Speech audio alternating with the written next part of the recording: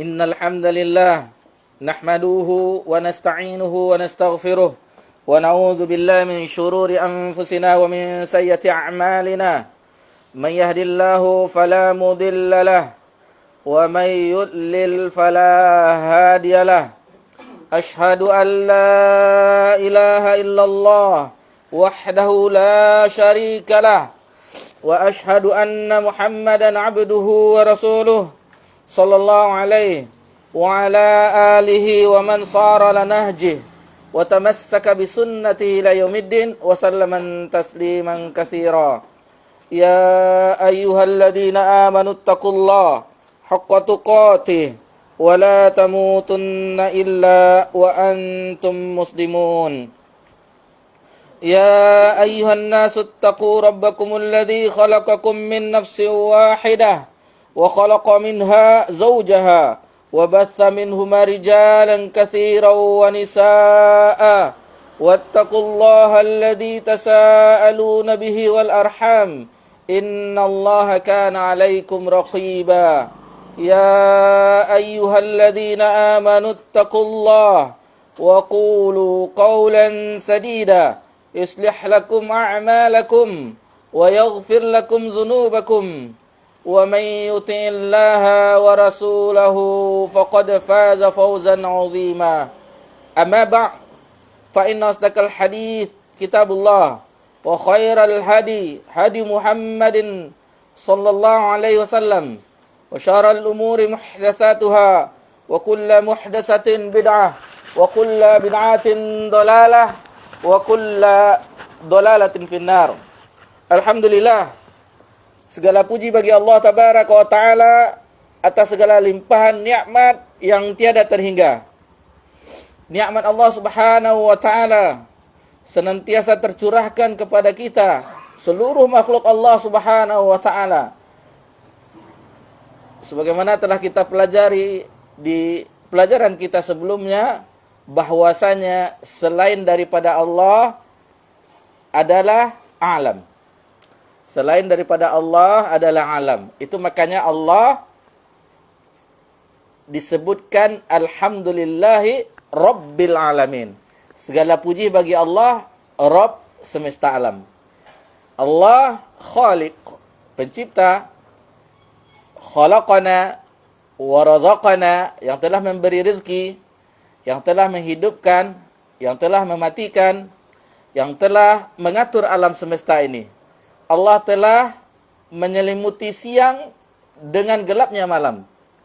Dan insya-Allah besok pagi mentari, matahari yang Allah perintahkan, yang tunduk kepada Allah Subhanahu wa Ta'ala, akan bersinar. Kemudian apabila kita perhatikan bagaimana Allah Subhanahu wa Ta'ala mengatur alam semesta ini, bagaimana Allah Subhanahu wa Ta'ala menata alam ini, maka tidak ada yang terbesit di dalam hati kita selain kebesaran dan keagungan Allah Subhanahu wa Ta'ala. Sehingga muncullah dalam hati kita keagungan dan kebesaran Allah, muncullah rasa takut. Itulah hakikat ilmu. Itulah hakikat ilmu. Al-aslu, asal pokok dari ilmu adalah rasa takut kepada Allah Subhanahu wa Ta'ala. Dan apabila ini telah ada di dalam diri kita, maka berbahagialah.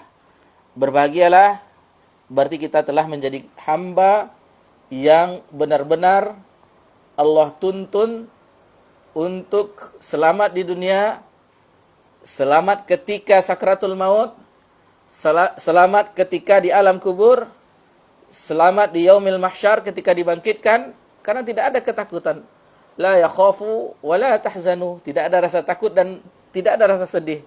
Karena keimanan kepada Allah Subhanahu wa Ta'ala yang membuat dia, seseorang tersebut, tidak takut, tidak bersedih, karena bagi mereka pengetahuannya adalah bagaimana mereka selamat berjalan di atas sirat, di atas neraka.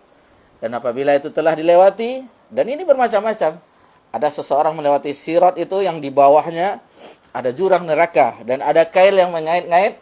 Ada seseorang sampai di ujung akhirnya terjatuh. Ada seorang merangkak dan ada pun orang-orang beriman, maka dia ada yang seperti angin secepat kilat dan segala macamnya. Itu tergantungan keimanan seseorang di dunia. Masyarul muslimin rahimakumullah, dan itulah pengetahuan kita. Allah turunkan kepada kita wahyu untuk bisa menyibak bagaimana sebenarnya kehidupan ini. Karena kalau tidaklah kita mengetahuinya, maka larutlah kita dengan permainan yang sedang pesta dunia sekarang. Hanyut kita. Bangun malam untuk sholat qiyamul lail tidak sanggup. Tetapi bersorak-sorak melihat orang berlari sanggup, kuat kita. Bukanlah kita mengharamkan karena butuh dalil untuk mengharamkan segala sesuatu itu. Ada sesuatu itu yang bisa melalaikan kita. Kalau dikhawatirkan sekedar menonton saja, bisa sholat subuhnya nggak masalah. Khawatirnya nanti selesainya sebelum itu, akhirnya subuh pun sudah terang benderang matahari. Yang ini yang kita khawatirkan terhadap permainan-permainan dunia.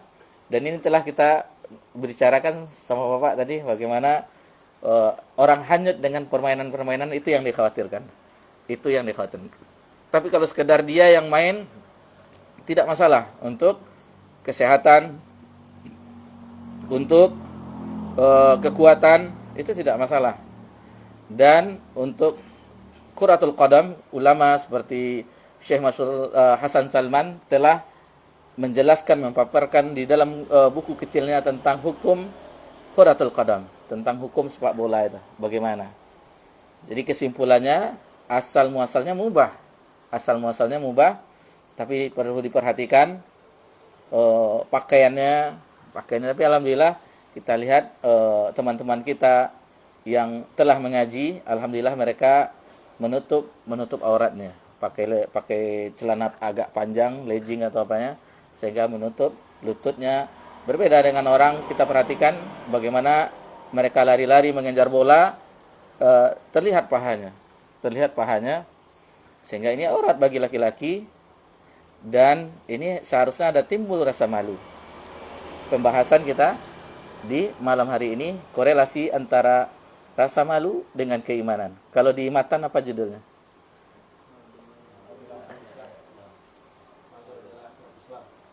Apa? Malu adalah akhlak Islam. Bisa saja. Jadi beda penerjemahnya, beda pula apanya. Artinya kan. Kalau yang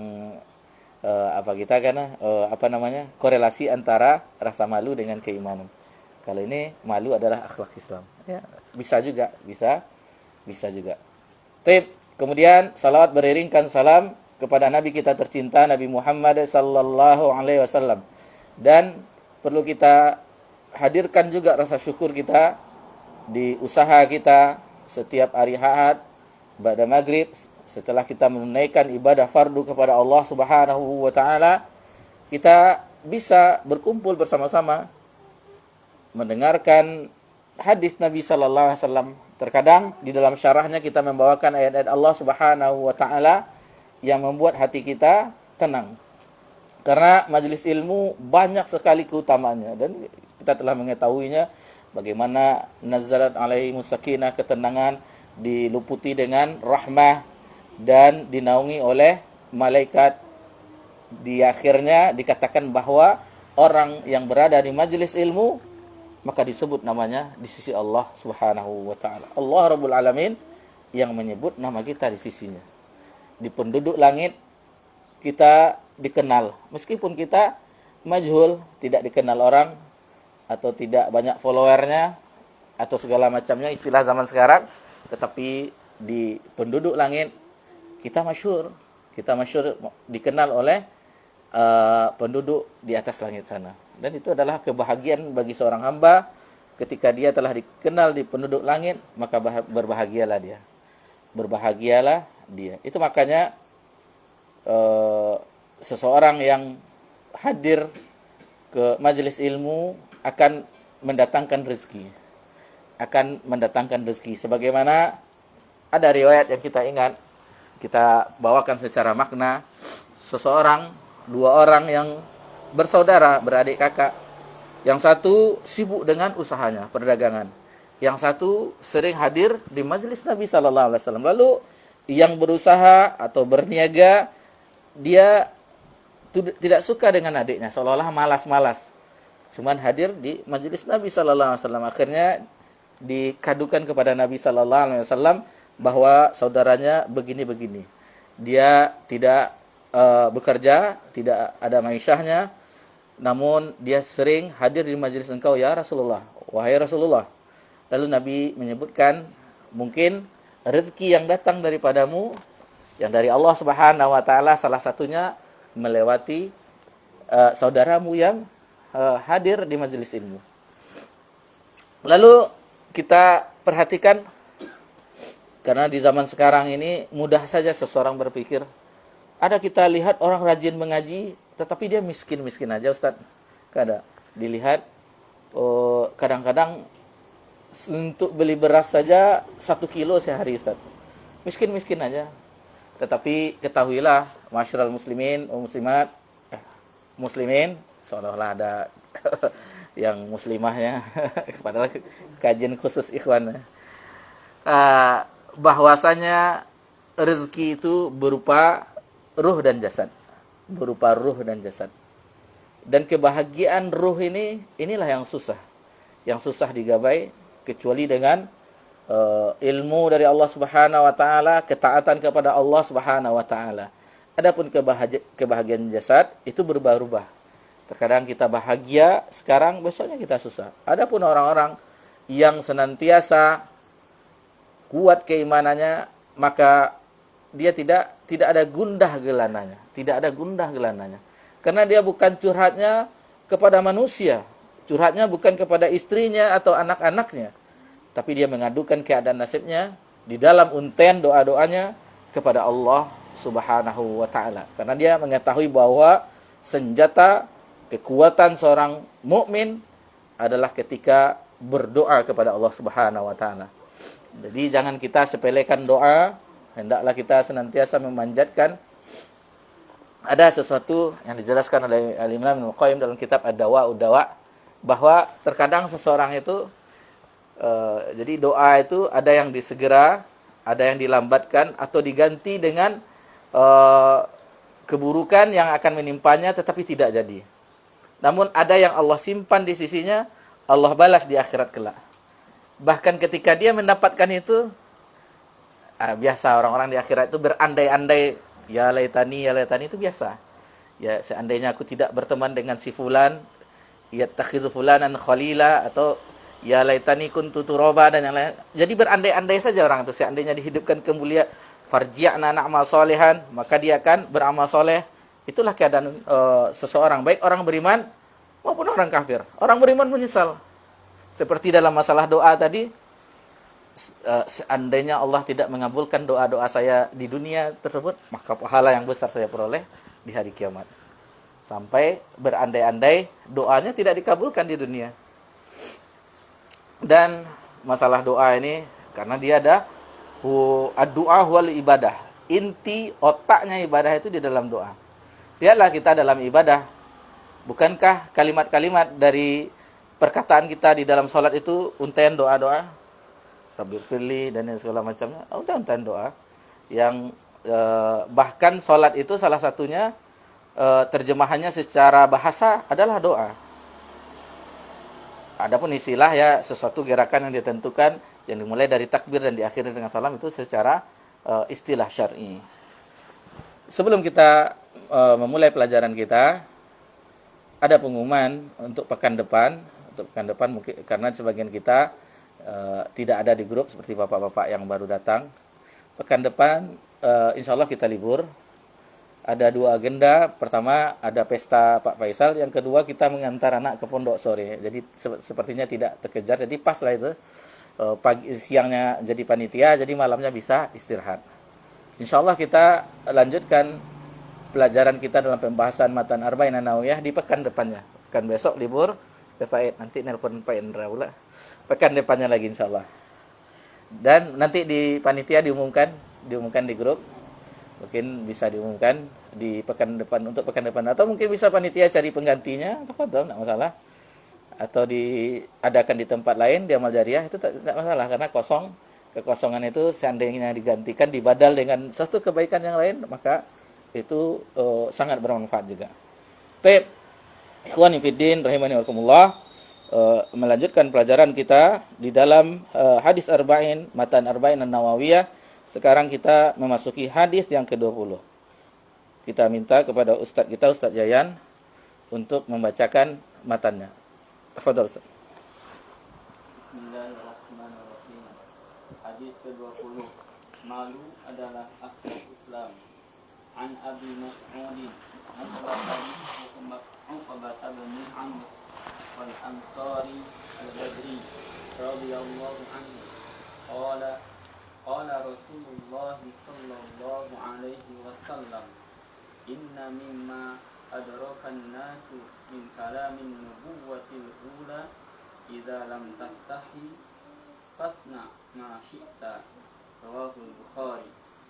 Dari Abu Mas'ud Uqbah bin Amr al-Ansari al-Badri radhiyallahu anhu, ia berkata, Rasulullah sallallahu alaihi wasallam bersabda, sesungguhnya di antara perkataan kenabian terdahulu yang diketahui manusia ialah, jika engkau tidak malu, maka berbuatlah sesukamu. Hadis riwayat Al-Bukhari.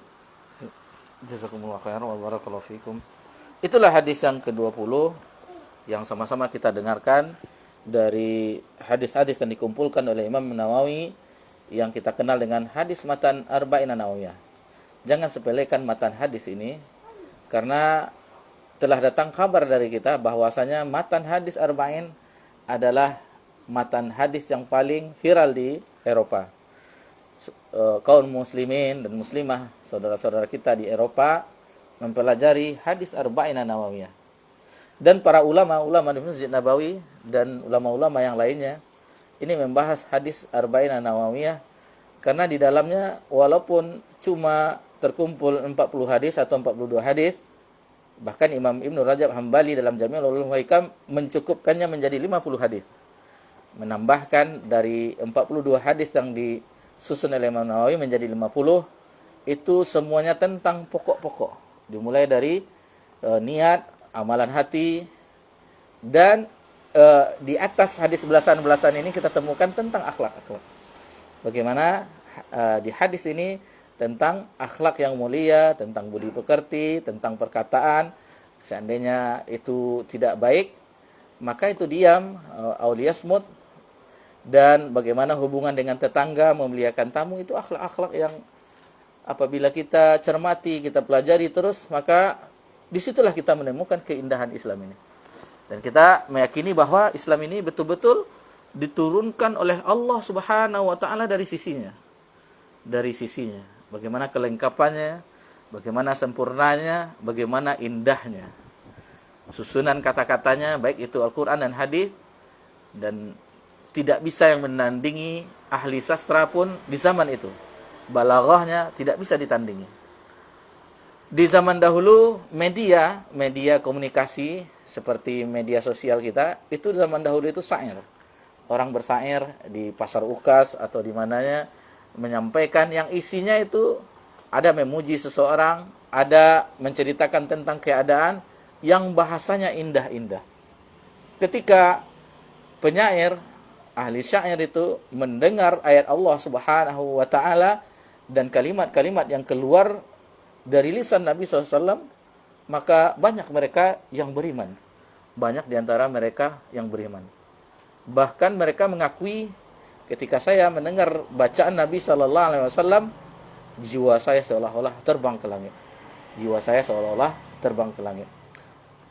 Begitu juga yang senantiasa menentang dakwah orang-orang kafir Quraisy, Abu Jahal dan yang lainnya. Terkadang mereka mendengar bacaan Al-Quran dari Nabi SAW, mencuri-curi, ngintip-ngintip mendengarkan, dan mereka pun di antara mereka orang-orang itu, orang kafir Quraisy yang menentang itu, menikmati, seolah-olah relung-relung jiwanya diisi dengan Iya namanya kalamullah.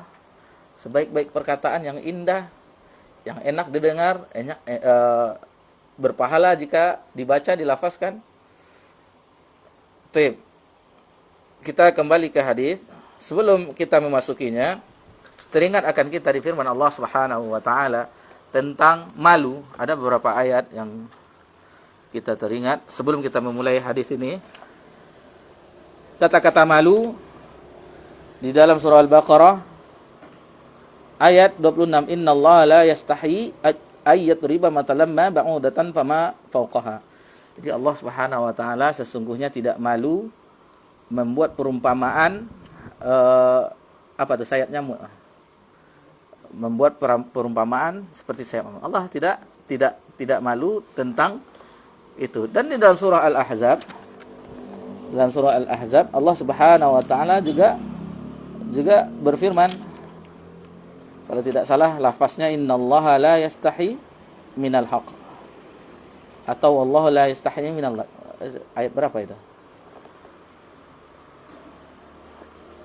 Al-Ahzab, lebih kurang seperti itu. Sesungguhnya Allah tidak malu dengan kebenaran. Juga teringat dari kita tentang hadis ini. Begitulah kalau menyampaikan. Jadi satu yang kita ingat akhirnya menyambung-nyambung. Lari dari topik pembicaraan, tapi insya Allah berfaedah. Tentang ayat ini, Ummu Sulaim bertanya kepada Nabi sallallahu alaihi wasallam sebagaimana hadis ini diriwayatkan dalam Bukhari dalam Kitabul Ilmi. Dalam Kitabul Ilmi di bagian-bagian akhirnya bab al-haya'u fil ilm, bab malu di dalam belajar, di dalam menuntut ilmu. Dijelaskan oleh Mujahid, diriwayatkan oleh Imam Bukhari di sahihnya tersebut secara mu'alaq bahwa Mujahid berkata tidak akan mendapatkan ilmu seseorang apabila dalam keadaan malu dan sombong. Itu akan jauh ilmu dari tersebut. Dan salah satunya bahkan Ummul Mukminin Aisyah radhiyallahu anha mendoakan wanita-wanita Ansar. Karena rasa malu tidak menghalangi mereka untuk belajar agama ini. Kelebihan wanita-wanita Ansar. Dan begitu ketika mereka kalau tidak salah Ummu Sulaim radhiyallahu anha, ibu dari Anas bin Malik, bertanya tentang ihtilam. Mimpi basah bagi kita, tanda balighnya seorang laki-laki. Apabila dia mimpi basah maka dia telah baligh. Tentang wanita juga seperti itu. Apakah wajib mandi juga wahai Rasulullah? Maka Rasulullah SAW menjawab, kita riwayatkan secara makna, apabila melihat air maka wajib mandi. Ketika itu salah seorang istri Nabi, kalau tidak salah Ummu Salamah atau Ummul Mukminin Aisyah radhiyallahu anha, malu mendengar tersebut sambil menutup mukanya. Ini dia telah membongkar aibnya wanita, membongkar kedoknya wanita. Jadi malu. Dan begitu juga Nabi sallallahu alaihi wasallam pun malu, sangat pemalu Nabi sallallahu alaihi wasallam ketika ditanya orang Ansar juga di Sahih Muslim dijelaskan tentang membersihkan cara mencek haid. Bagaimana menceknya Nabi menjelaskan, tidak paham juga, tidak paham. Itulah gunanya salah satu istri Nabi SAW memegangnya, dijelaskan cara mendeteksi atau mencek tentang sudah habisnya haidnya atau tidaknya. Karena Nabi memalu menjelaskan tentang hal-hal seperti itu. Hadis ini berasal dari sahabat yang mulia Abu Mas'ud Uqbah bin Amir. Jadi kunyahnya Abu Mas'ud bin Uqbah bin Amir Al-Ansari, berarti dia orang Ansar.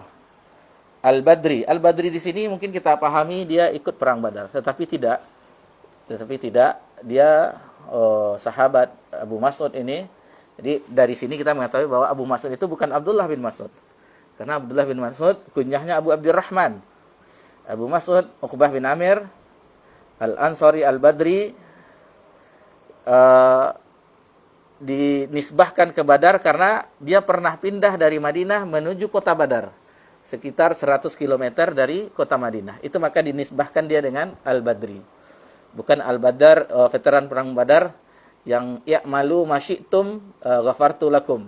Yang keutamaan orang ikut perang Badar, lakukanlah apa yang sesuka hatimu, sesungguhnya aku telah mengampuni. Itu salah satu hadis dari Nabi SAW tentang keutamaan orang-orang yang ikut pada perang Badar.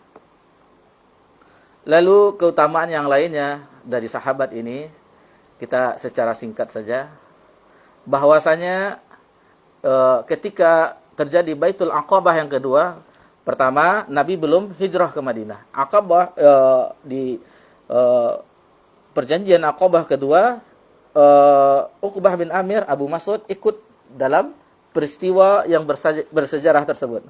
Dan di antara orang-orang yang ikut ketika itu, beliau adalah yang paling muda. Beliau adalah yang paling muda.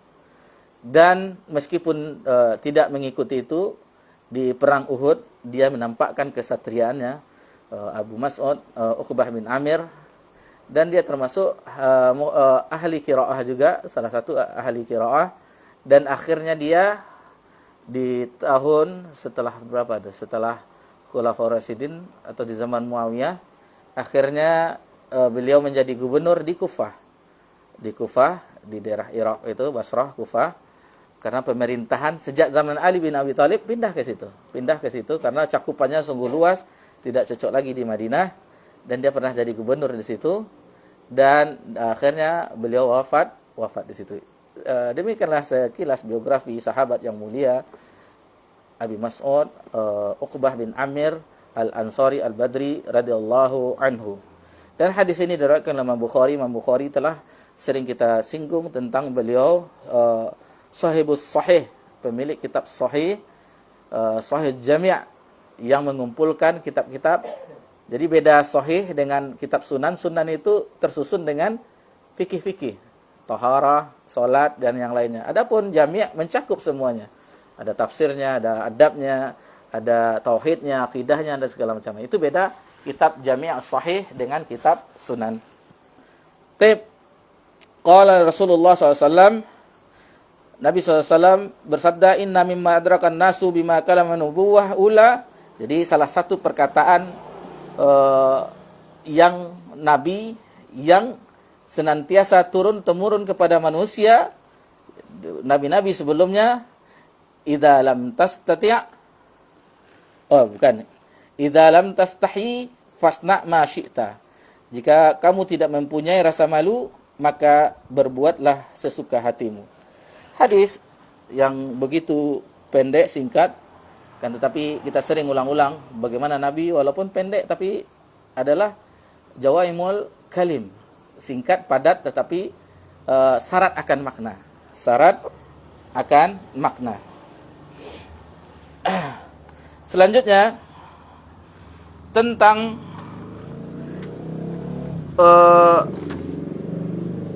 iza lam tasti' fasna ma syi'ta. Seolah-olah ini adalah perintah, tetapi sebenarnya dia tidak perintah, tetapi berupa sindiran, ancaman. Seperti firman Allah Subhanahu wa taala di dalam surah Fussilat, ya'malu ma syi'tum innahu bima ta'maluna basir. Beramalah, kerjakanlah sesuai dengan sesuka hatimu, tetapi ada ancamannya, sesungguhnya Allah Maha mengetahui. Sama dengan hadis ini, jika kamu tidak mempunyai rasa malu, maka berbuatlah sesuka hatimu. Ini bukan perintah kita berbuat sesuka hati, tetapi ini ancaman agar kita tidak berbuat dengan sesuka hati kita. Dan ada pendapat lain menjelaskan bahwa ini memang sesuai zahir hadis, memang sesuai dengan zahir hadis. Dan ini biasanya ini pendapatnya, masa kita disuruh untuk berbuat sesuatu yang kurang dari akhlak mulia. Dan ini adalah salah satu akhlak mulia, salah satu akhlak yang mulia. Dijelaskan di dalam fawaid al-qawaid wal faid, al-haya'u khalaqa, bahwasanya malu itu adalah termasuk khuluq malaikatullah, bahwa termasuk akhlak dari malaikat Allah. Nah, ini kisahnya seperti ini. Ketika Nabi SAW ada di sebuah sumur sambil pakaiannya dikeataskan sehingga kelihatan lutut Nabi SAW, sebagian paha Nabi SAW. Ketika Abu Bakar masuk, diizinkan masuk, Nabi tidak menurunkan pakainya. Begitu juga dengan Umar. Terakhir pas Utsman masuk, Nabi menurunkan. Lalu ditanyakan oleh sahabat, ketika Abu Bakar, Umar masuk, tidak. Lalu ini jawabannya, sesungguhnya malaikat itu malu kepada Utsman. Jadi malaikat saja malu kepada Utsman, terlebih saya, kata Nabi SAW. Dan kenapa Nabi tidak malu juga kepada sahabat mulia ini? Utsman bin Affan adalah salah satu menantu beliau. 2 putri beliau adalah menjadi istri dari Utsman bin Affan. Bahkan kata Nabi SAW, 2 putrinya wafat. Seandainya masih ada anak gadisnya, tetap dinikahkan kepada Utsman bin Affan. Itulah keutamaan sahabat mulia Utsman bin Affan radhiyallahu anhu. Dan biasanya sifat malu ini adalah hiasan bagi wanita. Hiasan bagi wanita, sebagaimana Allah Subhanahu wa taala jelaskan di dalam surah Al-Qasas tentang anak seorang nabi yang mengambil minum ternak sehingga dia menjauh, dibiarkan orang selesai dulu, baru dia masuk. Ini adalah sifat pemalu. Sifat pemalu yang dimiliki oleh perempuan, kaum wanita, dan itu adalah hiasan bagi perempuan. Hiasan bagi perempuan, dan apabila perempuan tidak malu, lihatlah bagaimana pakaiannya, dia tidak malu untuk membuka auratnya. Yang membuat mata kita melompat-lompat. Terkadang pakai ilmu yang lama itu teringat itu. Kalau sekali tidak berdosa. Jadi sekali tak dikedip-kedipan sampai merah matanya. Ini pendapat yang batil, tidak seperti itu. Tapi pas nampak itu pertama itu tidak dicatat akan dosa, langsung palingkan pandangan. Dimulai dari ayat 20 itu berkenaan dengan 2 wanita yang mengambilkan, dimulai dari ayat 25. Faja'at ihdahuma tamshi 'ala istihya. Jadi datanglah yang perempuan itu yang dia berjalan malu. Bahkan pertama dia di depan ketika menuntun ke rumah perempuan itu untuk berjumpa dengan anak. Kalau tidak salah, sebagian pendapat mengatakan itu Nabi Syuaib. Lalu karena malunya karena pakaiannya diterbangkan angin, akhirnya dia di belakang. Kalau seandainya belok ke kanan, lempar batu ke kanan, berarti itu belok kanan. Kalau belok kiri, lempar batu. Begitulah rasa malu wanita-wanita yang beriman. Bayangkan, Masya Allah. Lalu di zaman sahabat dulu, sahabiyah itu, mereka itu kalau berjalan di pinggir-pinggir, sehingga pakaian mereka bergeser ke tembok-tembok. Jadi tidak berjalan di tengah mereka. Rasa malu yang tinggi, karena malu sesuai judul kita, korelasi antara malu dengan keimanan. Keimanan mereka itu yang membuat mereka malu. Di sini kita jelaskan, tadi kita menjelaskan bahwa ini perintah agar kita melakukan, tetapi ada yang pendapat lain bahwa ini adalah ancaman. Ada juga bahwa ini adalah berita bahwasanya seseorang yang apabila dia tidak ada rasa malu, ini dikabarkan, maka dia akan berbuat sesuai dengan sesuka hatinya. Jadi ada pertama tadi bahwa ini adalah perintah, tetapi yang konsekuensinya ancaman. Yang kedua adalah bahwasanya ini adalah berita kabar dari Nabi SAW bahwa seseorang yang tidak memiliki rasa malu, maka dia akan berbuat sesuka hatinya. Lihatlah orang-orang yang kita lihat fashion itu sudah tercabut. Sebagaimana dikatakan oleh Abdullah bin Abbas dalam ungkapannya, malu dengan keimanan itu dia sejalan. Dan apabila salah satunya keluar, maka yang lainnya mengikutinya. Itu otomatis keimanan yang berlenggak-lenggok di istilahnya kakwal itu tipis keimanannya. Karena dia tidak malu dilihat tubuhnya, lenggang-lenggoknya oleh manusia. Akan tetapi begitulah keadaan fitnah kita di zaman ini. Alangkah beratnya kita memalingkan pandangan kita. Itu makanya salah satu kita pernah mendengar kajian dari Ustadz kita, Ustadz Abu Abdul Muhsin, Ustadz Dr. Firanda, Hafizullah Ta'ala. salah satu seorang laki-laki, karomah seorang laki-laki di akhir zaman, salah satunya adalah bisa menundukkan pandangan. Itu berarti dia telah memiliki karomah. Bisa dia menundukkan pandangannya di zaman ini dari yang dilihat di dunia nyata dan di dunia maya, maka dia telah memiliki karomah. Dan beruntunglah seseorang yang tidak mempunyai Android, cukup dengan Android saja. HP itu lalit sehingga tidak ada nampak aplikasi-aplikasi yang lainnya.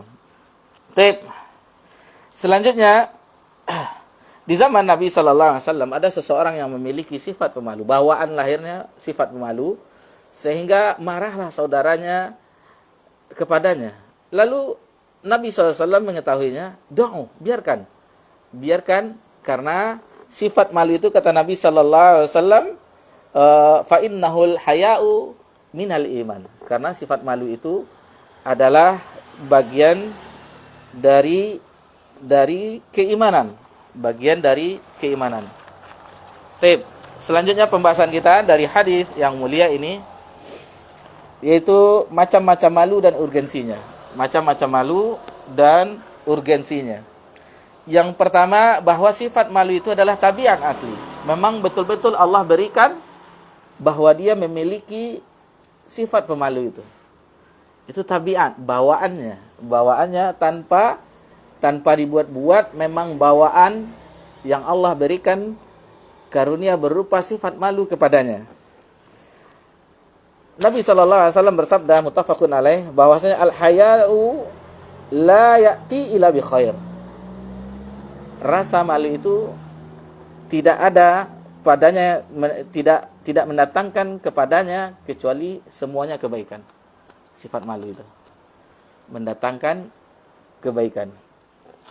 Lalu malu dari pengetahuan tentang Allah. Awalnya dia, apa istilah kita waktu kecil itu kalau seseorang yang akhlaknya agak buruk, kutar. Kurang tarati. Jadi kan ada kutar, kurang tarati. Jadi dengan dia belajar, dengan mengetahui hukum-hukum Allah Subhanahu wa taala, maka dia berusaha melatih dirinya sehingga dia pun menjadi seorang yang pemalu. Lalu Nabi sallallahu alaihi wasallam adalah orang yang paling pemalu. Nabi sallallahu alaihi wasallam adalah manusia yang paling pemalu. Disebutkan, kita bawakan secara makna, bahwasanya Nabi sallallahu alaihi wasallam itu lebih pemalu daripada anak gadis perawan yang dipingit di kamarnya. Bagaimana pemalunya Nabi sallallahu alaihi wasallam, Masya Allah. Dan banyak sekali kalau kita lihat para ulama, malunya para ulama, Masya Allah. Dan ini memang hiasan.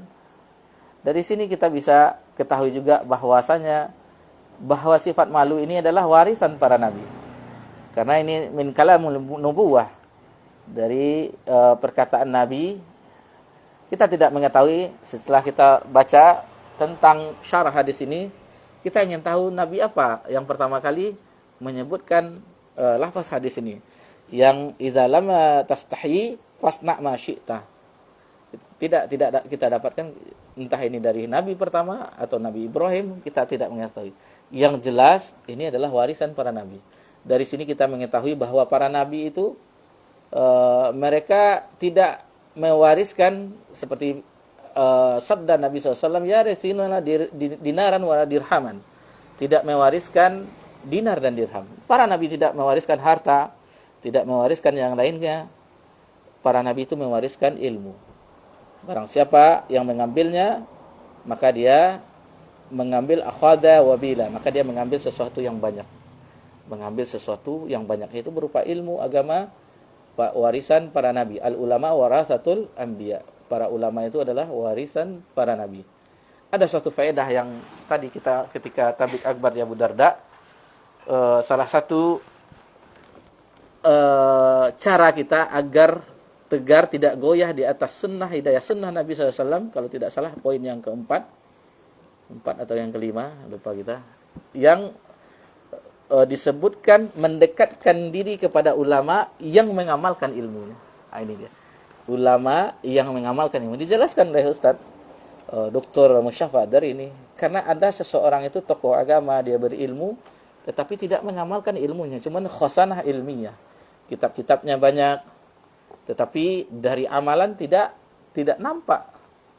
Tidak nampak giatnya di dalam menegakkan ibadah kepada Allah Subhanahu wa taala. Ada orang seperti itu, waliyahzubillah, dan ini ancaman, peringatan bagi kita ketika kita menyampaikan syariat Allah Subhanahu wa taala, ketika kita menyampaikan kebaikan atau melarang pada keburukan, yang kita khawatirkan adalah kita yang pertama kali tidak melakukan kebaikan tersebut, atau kita yang pertama kali melanggar keburukan tersebut.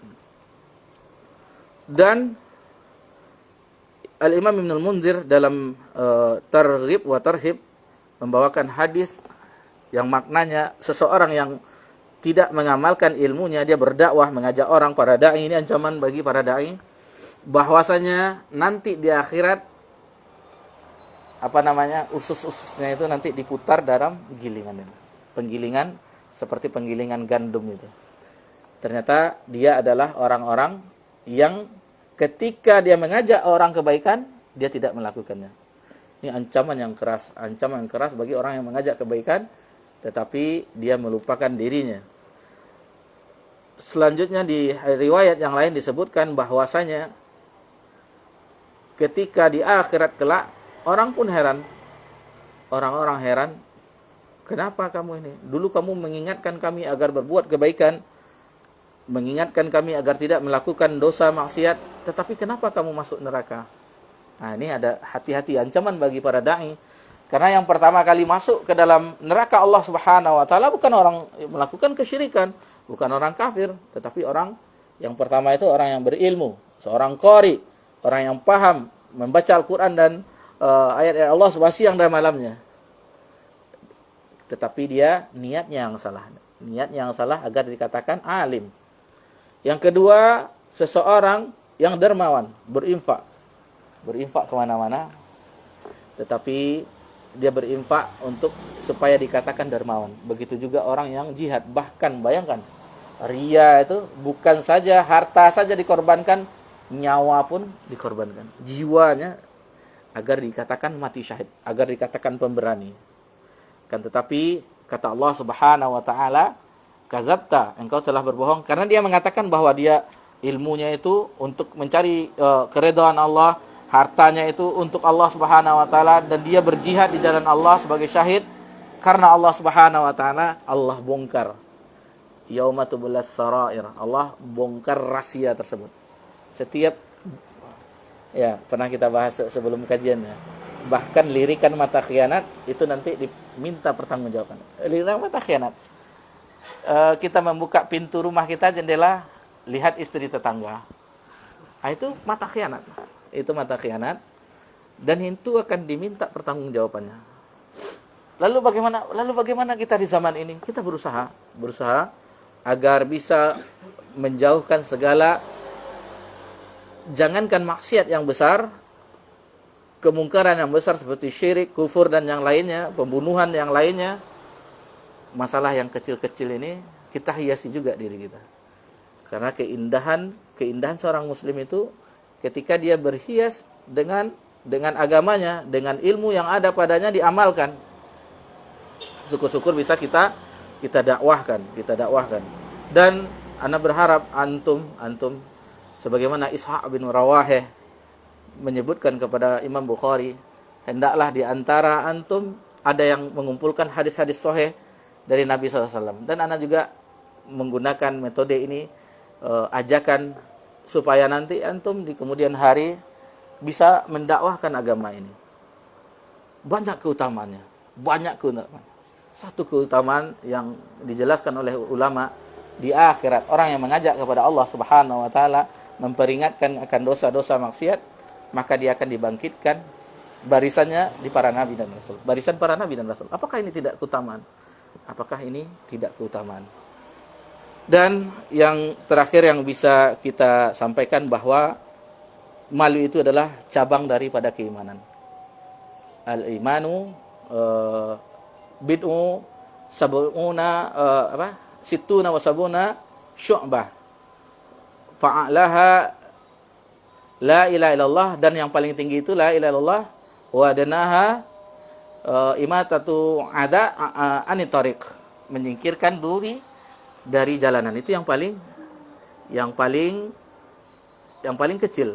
Al-haya'u syu'batu minal iman, dan malu itu adalah bagian daripada keimanan. Dan inilah karena telah terdengar azan di HP, jadi itulah korelasi keimanan, rasa malu dengan keimanan. Orang-orang yang memiliki keimanan tinggi otomatis dia ada sifat malu menghiasi akhlaknya. Dan ini termasuk akhlak yang mulia, akhlak karimah, orang yang mempunyai sifat malu tersebut. Tapi inilah yang bisa kita sampaikan di hari ini yang berbahagia, hari malam yang berbahagia ini. Dan insyaallah kajian kita sebagaimana di awal tadi, di pekan depan kita libur, insyaallah di pekan laginya kita insyaallah membahas hadis yang ke-21 insyaallah. Dan panitia mungkin bisa diumumkan nanti menjelang hari Ahad depan, supaya takutnya seperti dulu ada yang tidak tahu datang ke sini. Wah, kok enggak ada orang, rupanya kajian kita libur. Mudah-mudahan apa yang kita bahas di malam ini bisa kita berupaya agar mendapatkan sifat malu untuk meningkatkan keimanan kita kepada Allah Subhanahu wa taala. Subhanakallahumma wa bihamdika, asyhadu an la ilaha illa anta, astaghfiruka wa atubu ilaik. Wassalamu ala nabi Muhammad sallallahu alaihi wasallam wa ala alihi washabihi ajmain walhamdulillahi rabbil alamin. Wassalamualaikum warahmatullahi wabarakatuh.